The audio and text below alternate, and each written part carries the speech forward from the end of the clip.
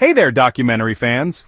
Today I'm diving into the life of Frank Zappa, one of the most unique and experimental guitarists of all time. But don't think of him as just a guitarist.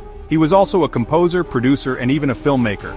His music was different, to say the least. Some people loved it, some didn't get it at all, but either way he left a huge impact on music. So, how did he get started? Zappa was mostly self-taught, which is pretty wild considering how complicated his music was. He originally played drums before switching to guitar, and was inspired by all kinds of music: classical, blues, jazz, and rock. In the 1960s, he formed a band called the Mothers of Invention, known for mixing rock with some really weird experimental sounds. He also had a successful solo career, and ended up writing and producing over 60 albums throughout his life. And he wasn't just a guitarist.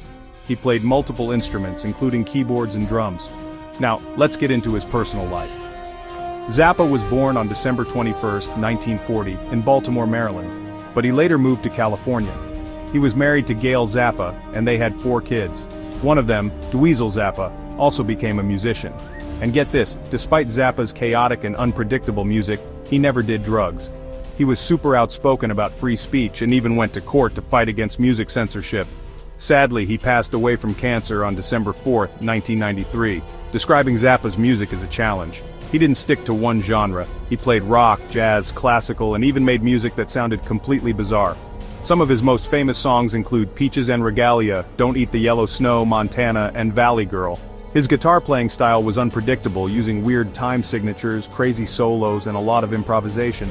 It was like he was always trying to surprise the audience, and most of the time, he succeeded. Here's a cool fact: Zappa was one of the most productive musicians ever.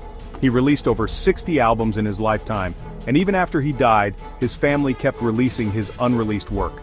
He was also inducted into the Rock and Roll Hall of Fame in 1995. And fun fact, he gave his kids some of the most unusual names ever, like Moon Unit Zappa and Dweezil Zappa. Imagine that on your birth certificate. So to sum it all up, Frank Zappa was a one-of-a-kind musician who didn't care about following the rules. He made music his own way, pushed boundaries, and left a lasting impact on rock, jazz, and experimental music. Whether you love his music or think it's just weird noise, you can't deny that he was a genius in his own